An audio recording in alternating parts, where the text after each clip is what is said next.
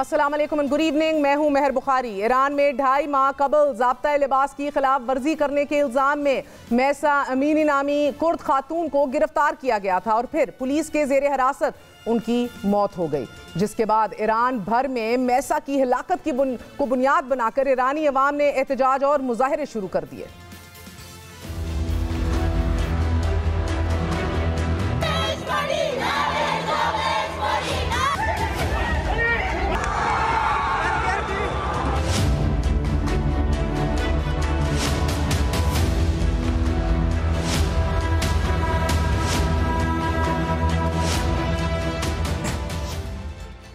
एहतजाज में हर गुजरते दिन के साथ शिद्दत बढ़ती गई और ये मुजाहिरे पुरतशद्दुद हो गए, जिसके नतीजे में बड़े पैमाने पर क्रैक डाउन भी किया गया और यूं हिलाकतों में भी इजाफा हुआ। नॉर्वे में कायम ईरान ह्यूमन राइट्स ग्रुप के मुताबिक अब तक पुरतशद्दुद मुजाहिरों और क्रैक डाउन के नतीजे में 448 अफराद हलाक हो चुके हैं। ईरान समेत दुनिया भर से क्रैकडाउन और एहतजाज के खिलाफ आवाजें उठना शुरू हो गईं। 1979 के इनकलाब ईरान के बाद पहली बार अवाम में गम और गुस्सा शायद तारीख की बुलंद तरीन सतह पर था और खवातीन ने पहली बार अपने दुपट्टे सड़कों और चौराहों में उतारते हुए एहतजाज रिकॉर्ड करवाया। उन पर तशद्दुद किया गया, मगर ईरानी अवाम ने एहतजाज का रास्ता तर्क करने से इनकार कर दिया और अब ईरान के अटॉर्नी जनरल मोहम्मद फखर मुंतजरी का यह कहना है कि अखलाकियात पुलिस यानी कि मॉरल पुलिस का अदलिया से कोई ताल्लुक नहीं है और इसे ख़त्म कर दिया गया है। रस्मी तौर पर गश्त अरशादिया यानी कि गाइडेंस पेट्रोल के नाम से मशहूर इखलाकी पुलिस, जो कि 2006 से शहरों में गश्त कर रही थी और पुलिस का मकसद शर्म-ओ-हया और हिजाब की सकाफत को फैलाना, ज़ाब्ता लिबास की पाबंदी करवाना था, जिसके तहत खवातीन पर लाजिम था कि वो सर ढांपे। लेकिन अब नाजरीन, इन 2.5 महीनों के दौरान कुछ गैर मामूली वाक़यात भी हुए, जिसे फॉर इंस्टेंस कतर में होने वाले फीफा वर्ल्ड कप के दौरान ईरान की फुटबॉल टीम ने कौमी तराना मुजाहिरीन से इजहारे यकजहती के तौर पर नहीं पढ़ा। इसी तरह ईरान के रहबरे आला आयतुल्लाह अली खामनाई की भांजी फरीदा मुराद खानी ने एक वीडियो पैगाम में अपने मामू की क़यादत में ईरानी हुक्काम को कातिल और बच्चों को मारने वाली इंतज़ामिया भी करार दिया, जिसके बाद उन्हें भी गिरफ्तार कर लिया गया। इसी तरह गुज़िश्ता माह ईरान के रहबरे आला आयतुल्लाह अली खामनाई के आबाई घर को मुजाहिरीन की जानिब से आग लगा दी गई और फिर इंडिपेंडेंट उर्दू के मुताबिक ईरानी अदलिया ने मैसा की मौत के बाद से जारी मुल्कगीर एहतजाज के दौरान 3 सूबों में 750 अफराद पर हालिया फसादात में मुलव्वस होने के इल्ज़ाम में फर्दे जुर्म आयद की और एक ईरानी शहरी को सजाए मौत की सजा भी सुना दी, जबकि ईरानी हुकूमत ने इन मुजाहिरों को गैर मुल्की साजिश करार दिया था। ईरान में होने वाले वाक़यात और इसके नतीजे में होने वाले फैसले से एक चीज़ जो दुनिया भर की रियासतों के लिए समझने और सीखने की बात है, वो ये है कि वक्त बदल गया है। रियाया को बजोरे बाजू बजोरे ताकत सरनगून नहीं किया जा सकता। प्रोग्राम में आगे बढ़ते हैं। Back to Pakistan. वफाकी हुकूमत ने पंजाब में एक बार फिर इन हाउस तब्दीली का फैसला कर लिया है। हुकूमत ने इमरान खान की तरफ से असेंबलियां तहलील करने के बयान के बाद देखो और इंतजार करो की पॉलिसी इख्तियार की थी। हुकूमत ये भी मौक़िफ़ ले रही थी कि अगर असेंबलियां तहलील होंगी तो दोनों सूबों में कबल अज़ वक्त इंतखाबात करा दिए जाएंगे। मुस्लिम लीग नून के कायद मियां मोहम्मद नवाज शरीफ ने भी पार्टी को हदायत जारी कर दी थी कि अगर इमरान खान पंजाब और KPK की असेंबलियां तहलील कर देते हैं तो वो वतन वापस आकर सूबों में इंतखाबी मुहिम खुद चलाएंगे। मगर अब तहरीक अदम एतमाद के फैसले के बाद आसिफ अली जरदारी को टास्क सौंप दिया गया है। साबिक सदर आसिफ अली जरदारी ने आज चौधरी शुजात हुसैन से मुलाकात भी की है। चौधरी शुजात ग्रुप के 6 अरकान तहरीक अदम एतमाद में कलीदी किरदार अदा कर सकते हैं, मगर दूसरी जानिब चौधरी परवेज इलाही ने इमरान खान को मशवरा भी दिया है कि मार्च तक असेंबलियां तहलील ना की जाएं। जरा ये भी बता रहे हैं कि हुकूमत ने सदर मुमलिकत के जरिए होने वाले मुज़ाकरात का सिलसिला भी रोक दिया है और अब हुकूमत और अपोजिशन एक बार फिर पंजाब में जोर आजमाई के लिए तैयार हैं। पंजाब की मौजूदा सियासत का धारा बिलाशुबा इस वक्त चौधरी बरादरान के हाथ में दिख रहा है, मगर मुनस इलाही साहब की हमारे ही प्रोग्राम में दिए गए बयान ने हुकूमत को शय दी है। ये कयास पैदा करने की कोशिश की गई कि तहरीक इंसाफ और काफ लीग में दूरियां पैदा हो चुकी हैं। मुनस इलाही ने दावा किया था कि उन्हें तहरीक इंसाफ की तरफ से जाने के लिए या उनके साथ मिलने के लिए साबिक army chief general Qamar Javed Bajwa ने कहा था। मुनस इलाही साहब के इस तहलका खेज इंकशाफ के बाद उनके वालिद चौधरी परवेज इलाही ने भी एतराफ़ किया कि अल्लाह ने जनरल बाजवा के जरिए उन्हें तहरीक इंसाफ का रास्ता दिखाया। ये इंकशाफात साबित कर रहे हैं कि जब इस्टेब्लिशमेंट ए पॉलिटिकल होने का दावा कर रही थी, तब साबिक आर्मी चीफ पूरी तरह सियासी जोड़ तोड़ में मसरूफ थे और इससे ये भी तय हो गया है कि जब तक एस्टैब्लिशमेंट इमरान खान की मदद में पेश रही, साबिक आर्मी चीफ जमहूरियत पसंद करार दिए जाते रहे। यही इमरान खान साहब बाजवा साहब की तारीफें करते नहीं थकते थे। यह अजब तर्ज जमहूरियत है कि जिसमें जब तक एस्टैब्लिशमेंट एक पेज पर हो तो इसे जमहूरियत के खादिम होने का तमगा पहनाया जाता है और जो ही ये पेज उल्टा दिया जाए, वर्क उल्टा दिया जाए, तो फिर न्यूट्रलिटी डिमांड की जाने लग जाती है। अब मुनीस इलाही और परवेज इलाही के तहलका खेज इंकशाफात के बाद साबिक वजीर आजम इमरान खान ने जनरल कमर जावेद बाजवा पर डबल गेम खेलने का भी इल्जाम धर दिया है। डबल गेम जनरल बाजवा ने खेली है ना, यानी वो कभी किसी को कुछ कह, हमारे अपने लोगों को किसी को कोई पैगाम जा रहा है, किसी को कोई और जा रहा है। अजीब उसकी वैसे एटीट्यूड देखे, लेकिन हुआ क्या एंड में? फायदा तो नहीं हुआ ना, एक्सपोज तो हो गए। इमरान खान ने यह भी एतराफ किया है कि जनरल बाजवा को तौसी देना भी गलती थी। बाजवा को एक्सटेंशन देकर वाकई गलती की थी, बहुत बड़ी गलती की थी और कभी किसी को एक्सटेंशन नहीं मिलनी चाहिए फौज में, मैं ये बिल्कुल कन्विंस्ड हूँ। मगर इमरान खान के अहम तरीन इत्तेहादी और एस्टैब्लिशमेंट के करीब तरीन समझे जाने वाले चौधरी परवेज इलाही डबल गेम की तरदीद कर रहे हैं। ये जो तासुर खान साहब दे रहे हैं कि शायद वो डबल गेम खेल रहे थे, नहीं, ना खान साहब ने डबल गेम खेली है, ना बाजवा साहब ने डबल गेम खेली है। डबल गेम के इन इल्जामात पर अब सवाल यह है कि अगर चौधरी परवेज इलाही को जनरल बाजवा ने तहरीक इंसाफ की तरफ भेजा तो चौधरी शुजात को फिर पीडीएम की तरफ किसने भेजा? और अब जब इमरान खान ने 2 सूबों की असेंबलियां तहलील करने का कार्ड फेंका है तो काफ लीग साबिक आर्मी चीफ की हिमायत में सामने क्यों आ रही है? और इसके साथ सबसे बढ़कर मुस्लिम लीग नून को सिलेक्टिव एमनीशिया क्यों हो गया है? बात करते हैं साबिक नेशनल असेंबली के स्पीकर अयाज सादिक साहब हमारे साथ मौजूद हैं।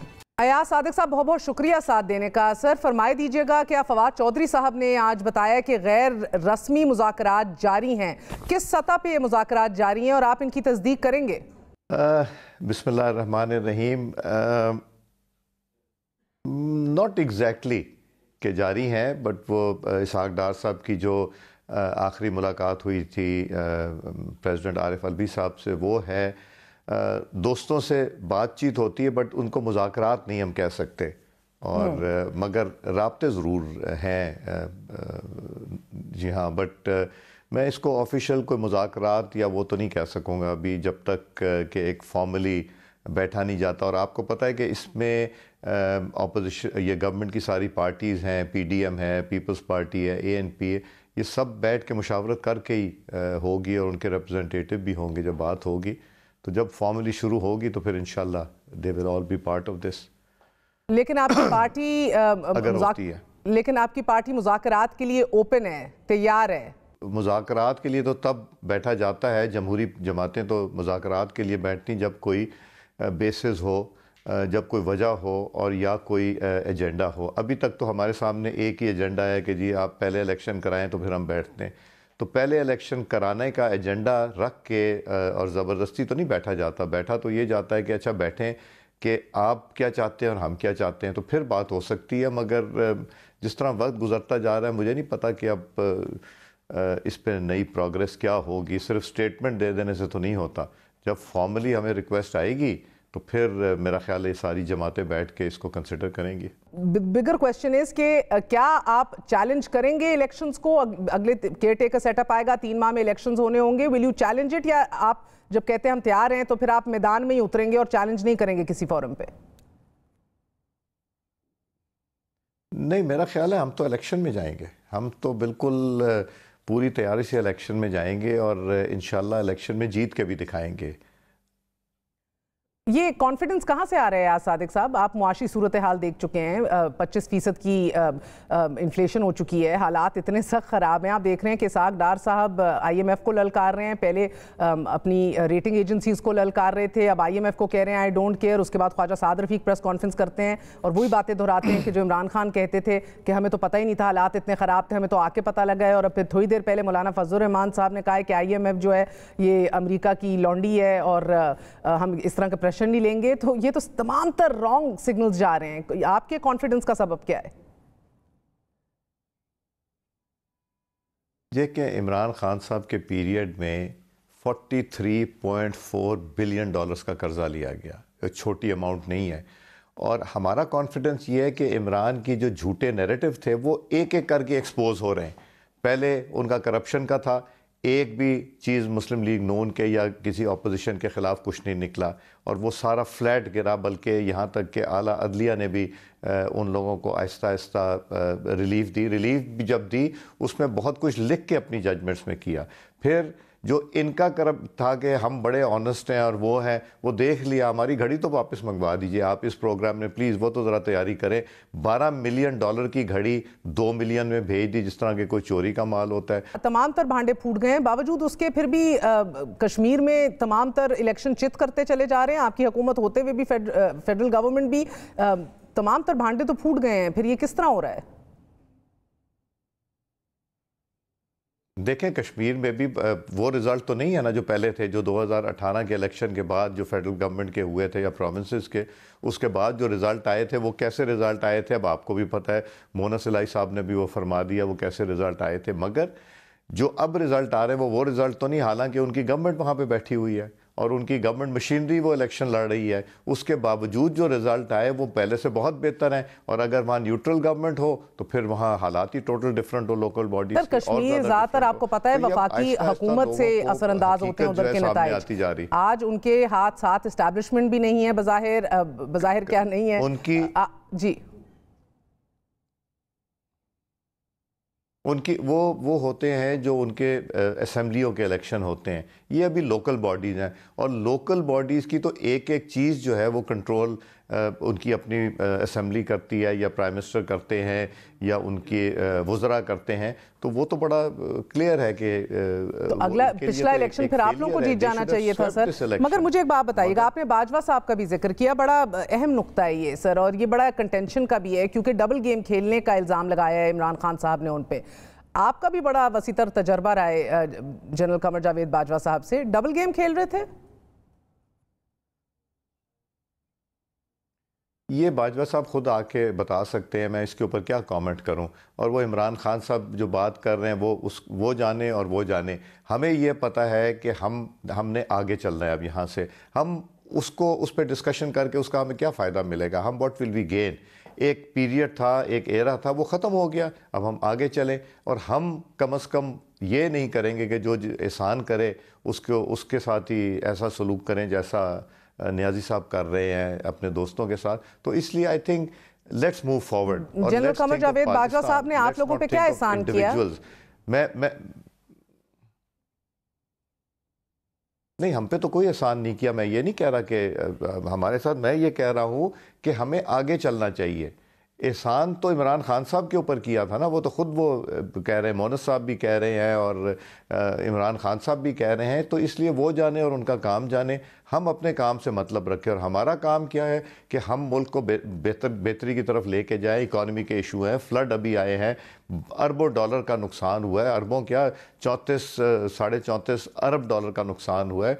वो देखना है, रिहेबिलिटेशन है लोगों की, लोगों को फिर से ज़िंदगी अपनी वापस ज़िंदगी में आना है। एग्रीकल्चर का नुकसान हुआ है, घरों का नुकसान हुआ है, जानवर मवेशी का नुकसान हुआ है। तो हमने तो उस पे कंसंट्रेट करना है बनिस्बत इस पे कि इन चीज़ों पे करें। हमने अपनी घड़ी मसला ये है सर कि ये बड़ा मुश्किल हो जाता है सर कि अगर हम लोग सिर्फ और सिर्फ आधा सच बोलें, सिर्फ तारीख के उस पहलू के ऊपर रोशनी डालें कि जिधर एहसान इमरान खान पे किया जा रहा था, या सिर्फ तस्करा उस घड़ी का करें जो इमरान खान ले गया और फिर बेच दिया, ना कि उन कार्पेट्स का और उन घड़ियों का और उन गाड़ियों का जो नवाज शरीफ साहब भी औने पौने दामों ले गए। मगर उससे कतई नज़र, मैं इसलिए रिकॉर्ड की दुरुस्तगी आपसे चाह रही हूँ, मैं आपके सामने कुछ रखना चाहूँगी सर। जनरल कमर जावेद बाजवा साहब ने दावा किया कि फरवरी 2021 में ये इदारे ने फैसला कर लिया था कि अब वो सियासत से दूर रहेंगे। सबसे पहले क्विकली हाँ या ना में बता दीजिए, क्या आप मुत्तफिक हैं इस बात से फरवरी 2021 के बाद सियासत इदारा जो है वो गैर सियासी रहा?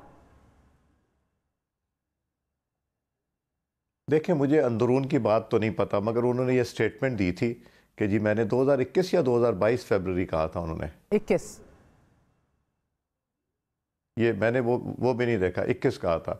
बहरहाल वो तो मोनस इलाही साहब पता नहीं सही कह रहे हैं गलत कह रहे हैं, तो आप उन दोनों को बिठा के ज़रा आपस में पूछ लीजिए कि कौन सही कह रहा है कौन गलत कह रहा है, तो आपको सामने पता चल जाएगा। इस पे क्या डिस्कशन से हमें मिल जाएगा? सर देखें ना, अब आप बिल्कुल इतनी बारीकी और नज़ाकत और खूबसूरती से अपने आप को अलहदा कर रहे हैं इस पूरी सिचुएशन से।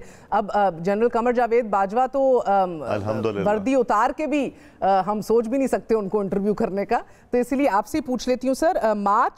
6 मार्च 2021 को पाकिस्तान ने ये हेडलाइन बनी, Pakistan opposition rejects confidence vote results, alleges law makers were forced to vote for Imran Khan. Imran Khan साहब ने जब कॉन्फिडेंस का वोट जीता तब आप लोगों ने प्रेस कॉन्फ्रेंसें की और ऑपोजिशन ने रिजेक्ट कर दिया इसे। JUIFA के चीफ मौलाना फजल रहमान साहब ने कहा ये कॉन्फिडेंस का वोट नहीं था। We know which agencies watch the members of the assembly the entire night, we know who knocked on the doors of each member to ensure that they were present. उन्होंने ये कहा कि member कौमी assembly जो हैं उनको forcefully vote कराया गया इमरान खान के हक में। फिर आ जाइए 11 मार्च 2021, हेडलाइन डॉन की, attempts being made to rig senate chairman election through institution alleges PMLN। आप लोगों ने प्रेस कॉन्फ्रेंस की आपकी पूरी क़यादत ने और कहा कि चेयरमैन और डिप्टी चेयरमैन के इलेक्शन को रिग किया जा रहा है। साबिक वज़ीर आज़म शाहिद खाकान अब्बासी साहब के हमरा PMLN के सेनेटर हाफिज़ अब्दुल करीम बैठे हुए थे, जिन्होंने दावा किया कि उनको टेलीफोन कॉल्स आई हैं पर्सनस ऑफ अथॉरिटी से और उन्हें कहा जा रहा है कि किसके लिए, कौन है रियासत का कैंडिडेट जिसके लिए वोट करना होगा इंस्टेड ऑफ PDM का कैंडिडेट जो कि यूसुफ रज़ा गिलानी साहब थे। उसी टाइम पे मरियम नवाज शरीफ साहिबा ने भी ट्वीट की, our senators are being called and asked not to vote for PDM candidates, some of them have recorded the evidence कि कॉल्स मौसूल हो रही थी आप लोगों को। शाहिद खाकान अब्बासी साहब ने ये मजीद कहा कि इदारे की अगर फ़कत यही पर्पस रह गया है पूरे मुल्क के अंदर कि वो कॉन्स्टिट्यूशन को फॉलो ना करे बल्कि खुद ही अपने आप को कॉन्स्टिट्यूशन तस्वुर करे और कानून की खिलाफ वर्जी करें खुद, तो फिर ये मुल्क कहाँ जाएगा? ये सवाल है जो हम पूरी कौम के सामने रखना चाहते हैं। अब्बासी साहब ने फिर ये बात कही कि हमारी पार्टी जो है ISPR के स्टेटमेंट को वेलकम करते हैं कि वो उनकी सियासत से कोई कनेक्शन नहीं है, मगर जो हमें ग्राउंड पे दिखाई दे रहा है, not once not twice not thrice but tens of times हमें दिखाई दे रहा है कि जो ये कह रहे हैं वो एक्चुअली कर नहीं रहे, ये सियासत में मुदाखलत कर रहे हैं।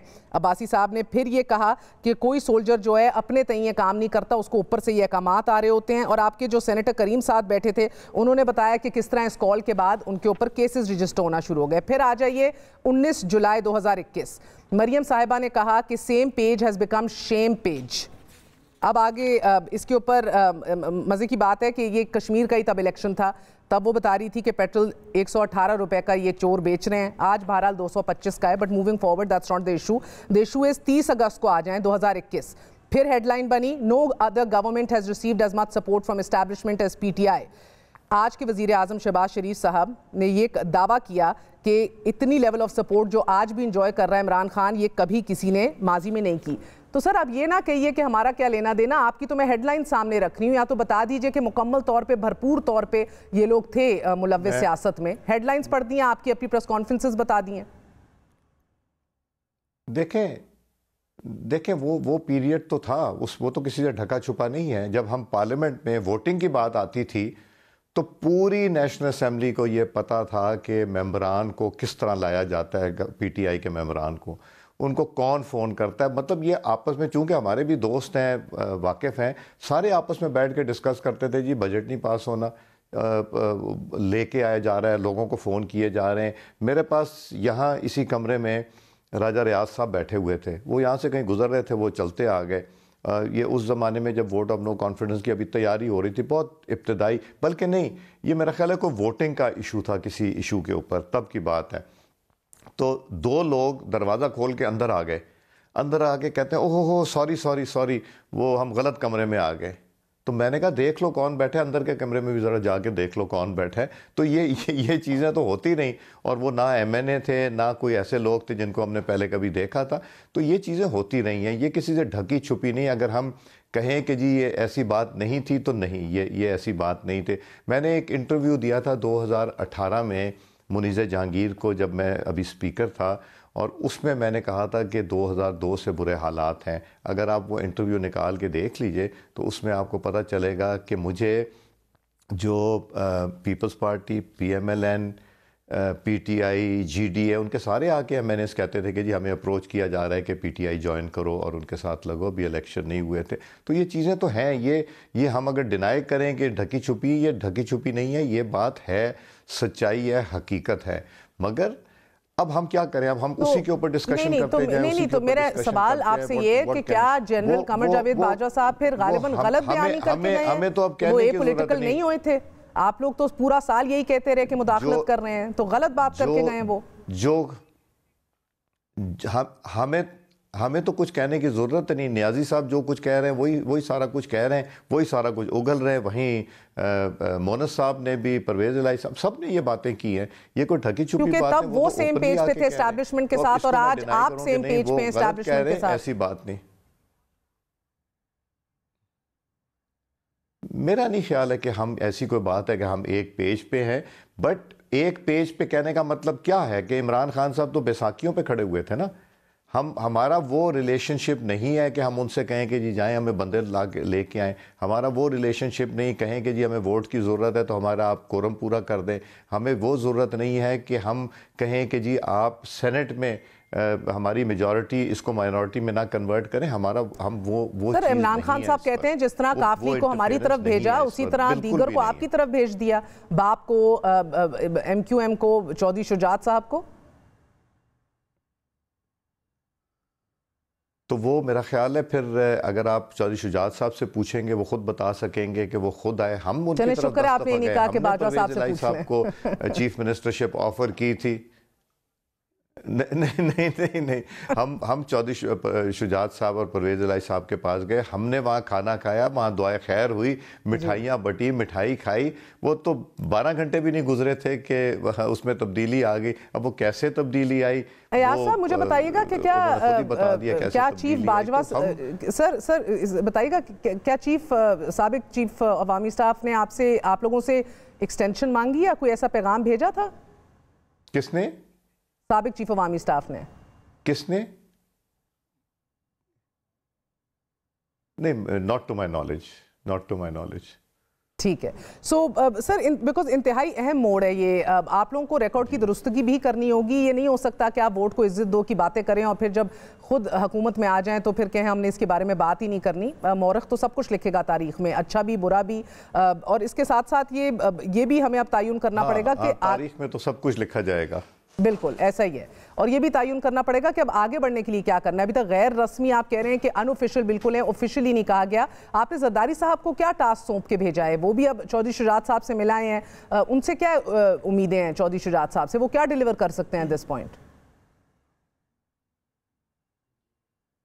मुझे नहीं पता, मेरी उनसे इस इशू के ऊपर कोई गुफ्तगू नहीं हुई। बट आसिफ जरदारी एक डेमोक्रेट भी और पॉलिटिकल सोच रखने वाले लीडर हैं। सो वो उनकी ज़रूर जहन में कोई प्लान होगा या ज़रूर उनके सोच होगी जो अभी उन्होंने नहीं शेयर की। जब शेयर करेंगे तो मेरा ख्याल है वो पब्लिकली शेयर करेंगे।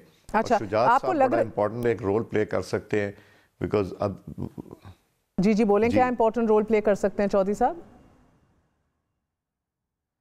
मतलब अभी भी जो पार्टी है वो उन्हीं के कंट्रोल में है और वो मेरा ख्याल है he can play an important role जो कि शायद आने वाला वक्त आपको बताएगा। यानी कि अगर पार्लिमानी लीडर तब्दील कर दें और वो अहम तरीन 10 वोट्स अगर आप लोगों की तरफ आ सकें तो वो भी है और भी बहुत कुछ है। इसके अलावा भी काफ़ी हैं चीज़ें, हलचल है। मुझे बताइएगा यार सादिक साहब, क्या इमरान खान साहब आपको लग रहा है कि वापस पार्लियामान आने का रास्ता ढूंढ रहे हैं अभी?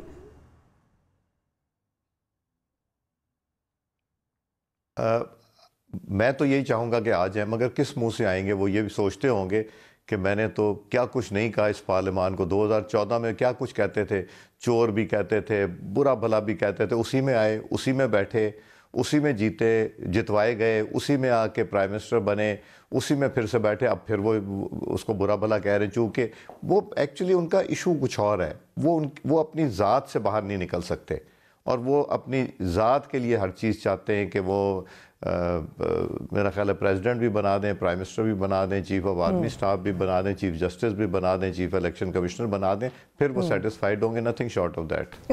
ठीक है, मुझे ये बताइएगा सर कि अब आप लोग अब आगे बढ़ने के लिए जो हम कह रहे हैं कि क्या करेंगे। अब इमरान खान साहब अगर आपको लग रहा है कि नहीं भी ढूंढ रहे, मगर बहरहाल केयर टेकर सेटअप तो आप वफाक में जो भी लाएंगे in the absence of an opposition, उसको तो कोई एक्सेप्ट नहीं करेगा। आप लोग खुद मुतनाज़ बना देंगे अगले इलेक्शन को। राजा रियाज के साथ मुशावरत करके तो शहबाज शरीफ साहब ने नहीं एक केयर टेकर सेटअप बनाना। इसका हल क्या आपने सोचा है? जो हमारे पास ऑपोजिशन है पार्लियामेंट में, हम तो उसी से मुशावरत करेंगे ना। और आपको लगता है काबिल कबूल होगा सबके लिए? ये तो नहीं करेंगे किसी के घर जाएं कि आया वो हो ना हो। अब हमने ये सोचना छोड़ दिया, बिकॉज इमरान खान को कोई वो चीज़ कबूल नहीं होगी जिसमें उसकी ज़ात को फ़ायदा ना हो। जब तक वो उनके लिए सारी चीज़ें ना हो तब तक नहीं हो। चीफ इलेक्शन कमिश्नर साहब के पीछे पड़ गए।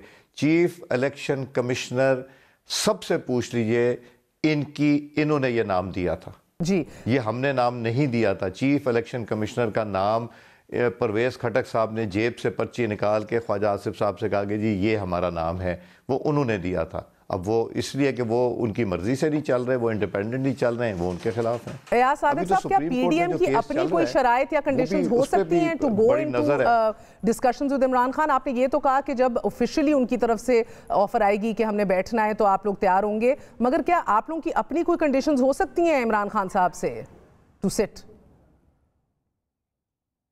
देखें, हमें तो जब तक हमें पता नहीं चलता कि वो किन कंडीशंस पे बैठना चाह रहे हैं और वो आके लीडरशिप के साथ शेयर नहीं होती, तब तक कुछ नहीं कहा जा सकता। हमारे जहन में बहुत सी चीज़ें हैं जो कि हम फील करते हैं कि बातें करनी चाहिए, मगर वो बहुत ही प्री मैच्योर हैं। अभी वो उस पर बात करना भी मुनासिब नहीं होगा।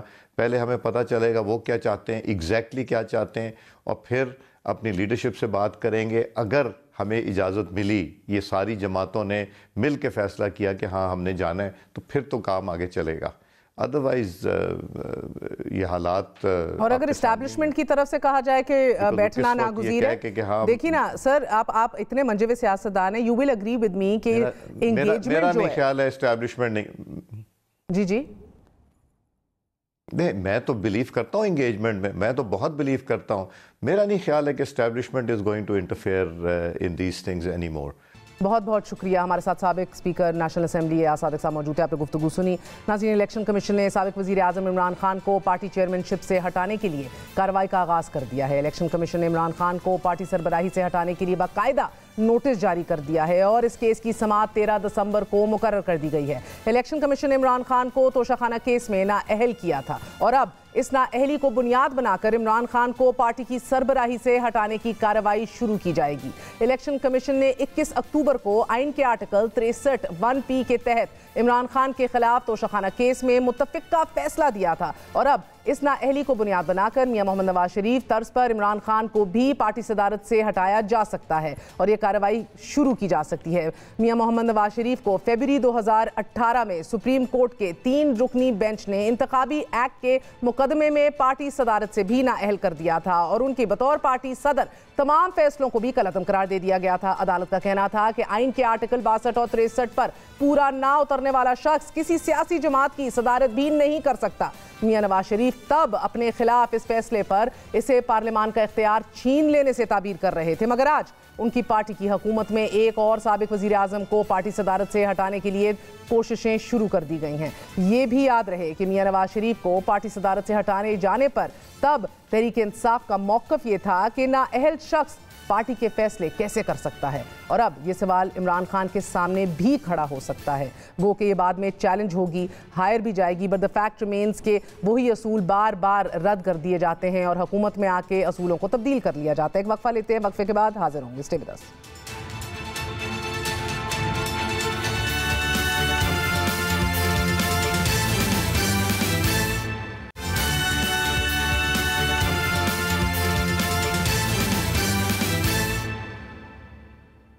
क्या आपने केसेस तो पहले हफ्ते में खत्म कर दिए। अपना नाम तो ECL से पहले हफ्ते में निकलवा दिया। इमरान खान इससे ज्यादा हमें दे रहा था। यहाँ पर बैठने वालों के ऊपर कुछ कोई सुरखाब के पर लगे हुए हैं कि ये आदमी तमाद और ये जो नया रिजीम यहाँ पर आई, अब मैं यहाँ पर किसको सुनाऊं? यहाँ कौन है मुझे जवाब देने के लिए? ना वजीर दाखिला बैठे हुए हैं, ना मुस्लिम लीग उनका और कोई लीडरशिप यहाँ पर बैठी हुई है। ये हुकूमत इस तरह चलती है।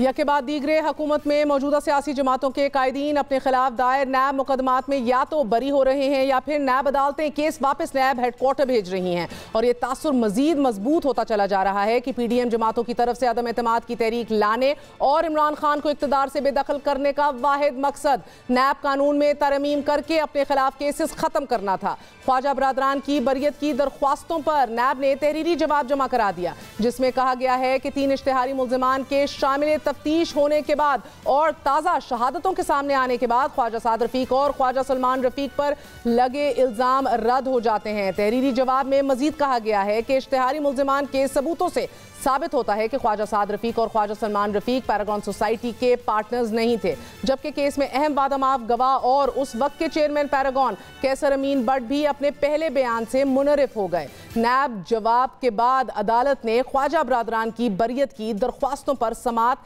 13 दिसंबर तक मुलतवी कर दी है। याद रहे कि नैब ने बरियत की दरख्वास्तों पर कानून के मुताबिक फैसले करने की इस्तदा कर दी। जी, वही कानून कि जो मौजूदा हुकूमत ने नैब में तरमीम करके पास करवाया है। गुज़िश्ता रोज़ ही एग्जीक्यूटिव बोर्ड की सिफारिशात पर चेयरमैन नैब आफ्ताब सुल्तान ने मुतअद्दिद इंक्वायरियां भी बंद करने की मंजूरी दी। इजलास में नैब ने वज़ीर आज़म शहबाज शरीफ के खिलाफ 2 मुकदमात की इंक्वायरियां बंद करने की मंजूरी देने के साथ साथ वज़ीर दाखिला राना सनाउल्लाह के खिलाफ आमदन से ज़ायद असासजात की इंक्वायरी, गवर्नर पंजाब बलीगुर रहमान, नून लीगी रहनुमा शाहनवाज रांझा और राना मशहूद के खिलाफ भी इंक्वायरियां बंद करने की मंजूरी दे दी है। शहबाज शरीफ के खिलाफ भावलपुर में 14,400 केनाल सरकारी अराजी मुंतकली पर इंक्वायरी शुरू की। सवालनामे और तलबी के नोटिस भिजवाए गए, मगर 3 साल तक जारी रहने के बावजूद तहकीकात में करप्शन के सबूत नहीं मिले, जिसके बाद इंक्वायरियां बंद करके केसेस पंजाब रेवेन्यू अथॉरिटी और बोर्ड ऑफ रेवेन्यू को भेज दिए गए हैं। और ये सब कुछ नैब के नए कानून के इतलाक के बाद हो रहा है, जिसके नतीजे में हुकूमत में मौजूद जमातों के साथ साथ तहरीक इंसाफ कायदीन पर दायर 90% केसेस का न सिर्फ खात्मा हो रहा है बल्कि बरियत भी हो रही है। हम आपके सामने मुकदमात की तफसील रखते हैं। नैब तरमीम के बाद अब तक कम अज कम 50 से जायद रेफरेंसेस वापस लिए गए हैं कि जिनमें वज़ीर आज़म शहबाज शरीफ और हमजा शहबाज के खिलाफ Ramzan sugar mills reference, speaker कौमी असम्बली राजा परवेज अशरफ के खिलाफ रेंटल पावर के 6 corruption references, Pakistan Peoples party senator Yousuf Raza Gilani के खिलाफ USF fund corruption case, Saleem Mandviwalla साबिक वज़ीर आला खैबर पख्तूनख्वा सरदार मेहताब अब्बासी, पीपल्स पार्टी की सेनेटर रुबीना खालिद के खिलाफ लोक विरसा खुर्द बुर्द रेफरेंस, आसिफ अली जरदारी के खिलाफ ट्रैक्टर, ARY गोल्ड और पोलो ग्राउंड और SSG कोटेक्ना केस में बरियत के खिलाफ अपील वापस ली गई है। जबकि नए कानून के बाद आसिफ अली जरदारी साहब और उनकी बहन फरियाल तालपुर के खिलाफ आमदन से जायद असासों पर जारी इंक्वायरी भी बंद हो जाएगी। मौलाना फजलुर रहमान के खिलाफ ज़राए आमदन से जायद असासों का केस अब नैब के लिए चलाना मुश्किल होगा। इसी तरह इसाक डार के खिलाफ ZTBL CEO की खिलाफ कानून तकर्री पर तफ्तीश भी आगे नहीं बढ़ पाएगी। इसी तरह ख्वाजा साद रफीक के खिलाफ नैब कानून के सेक्शन 4, 2BDE एंड 9A6 के तहत होने वाली तफ्तीश बंद हो जाएगी। नए कानून के बाद मियां मोहम्मद नवाज शरीफ और मरियम नवाज के खिलाफ चौधरी शुगर मिल केस के अलावा कम अज कम जारी 6 केसेस की तफ्तीश पर मंफी असर होगा। वज़ीर दाखिला राना सनाउल्लाह के खिलाफ आमदन से जायद असासों और बेनामीदारों के नाम पर 95 मिलियन रुपए मालियत के सासे रखने और 100 मिलियन रुपए के इलीगल गेन्स का केस भी खत्म हो सकता है। वज़ीर दिफा ख्वाजा मोहम्मद आसिफ के खिलाफ असर और रसूख इस्तेमाल करके कैंट हाउसिंग सोसाइटी के नाम पर जमीन हासिल करने का केस भी मुतासिर होगा। नैब के नए कानून के बाद तहरीक इंसाफ के रहनुमाओं को भी फायदा होगा कि जिसमें सरफहरिस्त शौकत यूसुफजई हैं कि जिनके खिलाफ उस वक्त नैब में इंक्वायरी चल रही है और उन्होंने बतौर वज़ीर इत्तलात इख्तियारात के नाजायज़ इस्तेमाल के नतीजे में 500 मिलियन रुपए का नुकसान पहुंचाया। इस पर इंक्वायरी चल रही है, ये केस खत्म हो जाएगा। इसी तरह आमिर महमूद कियानी के खिलाफ नैब में इंक्वायरी जारी है कि उन्होंने इख्तियारात का नाजायज़ इस्तेमाल करते हुए एक ऐसी ड्रग पॉलिसी बनाई कि जिसमें बददियानती के गैर कानूनी ज़राए इस्तेमाल किए गए। साबिक वफाकी वज़ीर खुसरो बख्तियार, हसन जवां बख्त और दीगर फैमिली मेंबर्स के खिलाफ असासों के हवाले से इंक्वायरी चल रही है और नए कानून की वजह से वो भी बंद हो जाने के इम्कान बयानात हैं। सिर्फ यही नहीं, जावेद लतीफ, अकरम दुरानी, सलीम मांडीवाला, नूर आलम खान, नवाब असलम रईसानी, सनाउल्लाह जहरी, बरजीस ताहिर, नवाज अली वसान, शर्जील इनाम मेमन, अनवारुल हक काकड़, लियाकत जतोई, अमीर मकाम, घराम बुक्टी, जाफर खान मंदोखेल और गवर्नर गिलगित बल्दिस्तान सईद मेहदी शाह के खिलाफ नैब में जारी केसेस अपनी मौत मर जाएंगे। और यही इस कौम का अलमिया है कि बदबख्ती है कह लीजिए या फिर कहते रजाल कि इस पर जिसने हुकूमत की, जो भी बरसर इक़्तिदार आया या फिर लाया गया, जो भी हुकूमत में आया, या तो उसने केसेस ख़त्म करने के लिए कानून साजी कर ली या फिर दायर केसेस में कोई पेशरफ ना होने दी। तहरीक इंसाफ की गुज़िश्ता दौरे हुकूमत में नैब में मुख्तलिफ केसेस की इंक्वायरियाँ शुरू हुई, मगर केस मंतकी अंजाम तक कैसे पहुंचता जब केसेस को चलने ही नहीं दिया गया और नैब चेयरमैन कहते रहे कि हवाओं का रुख तब्दील होगा तो केसेस चलेंगे भी और सजा भी होगी, मगर कुछ भी नहीं हुआ। चौधरी बरदरान के खिलाफ इख्तियारात के नाजायज़ इस्तेमाल और आमदन से जायद असासे का केस बंद कर दिया गया। साबिक वज़ीर आला परवेज़ खटक के खिलाफ मालम जब्बा केस पर क्लीन चिट दे दी गई। चेयरमैन तहरीक इंसाफ इमरान खान साहब के खिलाफ हेलीकॉप्टर इस्तेमाल का केस अपने मंतकी अंजाम तक नहीं पहुंच सका, बल्कि खैबर पख्तूनख्वा हुकूमत ने ऐसी कानून साजी कर डाली कि जिसके तहत वज़ीर आला, वज़रा, ब्यूरोक्रेट सबको खुली छुट्टी मिल गई कि वक्त पड़ने पर हेलीकॉप्टर का इस्तेमाल कर सकेंगे। डॉक्टर बाबर अवान के खिलाफ नंदीपुर मंसूबे में ताखीर की वजह से लागत में इजाफे और सरकारी खजाने को नुकसान पहुंचाने के केस में बरियत की जमानत मंजूर कर ली गई।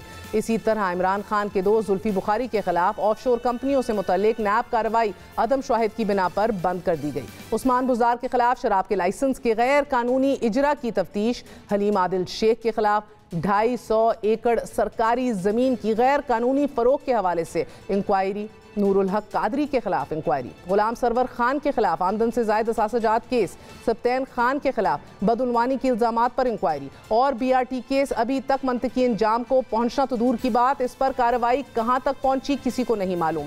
इनमें से कितने केसेस कोशर हैं, कितने मनगढ़ंत हैं और विक्टिमाइजेशन की बात है, ये इस मुल्क में अब कहा ही नहीं जा सकता, क्योंकि इस मुल्क में अब अकाउंटेबिलिटी इशू ही नहीं रहा। जो आता है, जो करना चाहता है करता है। इस कौम की बदकिस्मती है कि अंदरूने मुल्क करप्शन का पैसा बैरूने मुल्क या तो फिर हवाला हुंडी से पहुंचा दिया जाता है या फिर लांचों में दुबई और दूसरे ममालिक के बैंकों में जमा करवा दिया जाता है। बल्कि अगर कोई पैसा बैरूने मुल्क से आए तो इसके लिए भी ऐसी कानून साजी कर दी जाती है या फिर ऐसी समरी अप्रूवल्स करवा लिए जाते हैं कि कोई सवाल ही ना पूछ सके। बरतानिया की क्राइम एजेंसी से मौसूल होने वाले 190 मिलियन डॉलर के जो इमरान खान की काबीना ने समरी अप्रूवल के बाद वापस मलिक रियाज को दे दिए, और अब मौजूदा हुकूमत ने जो नई अमेंडमेंट्स नैब तरमीम की हैं, इनके तहत मलिक रियाज साहब के खिलाफ जारी अरबों रुपए मालियत के कराची बहरिया आइकन टावर करप्शन केस में इसी कानून साजी के तहत फ़ायदा, बराह रास्त फ़ायदा मिल रहा है उन्हें, और इधर से भी इक्विटल्स ही आएंगी। एक जानिब तो नैब जैसा इदारा है कि जो अब तक किसी मेगा करप्शन केस को साबित ही नहीं कर सकता। दूसरी तरफ हमारा अलमिया ये है कि हमारे हुक्मरान, चाहे वो सिलेक्टेड हों या फिर इम्पोर्टेड हों, वो कानून तो बना लेते हैं मगर अपने लिए बनाते हैं। दे enact laws to protect outlaws. They enact laws to serve themselves. इस मुल्क की अशराफिया, इस मुल्क के सियासतदान, इस मुल्क के ब्यूरोक्रेट्स हों, इस मुल्क की बड़े बड़े बिजनेसमैन हों, everybody is getting a clean ride right now. इजाज़त दीजिए। गुड नाइट, अल्लाह हाफ़िज़।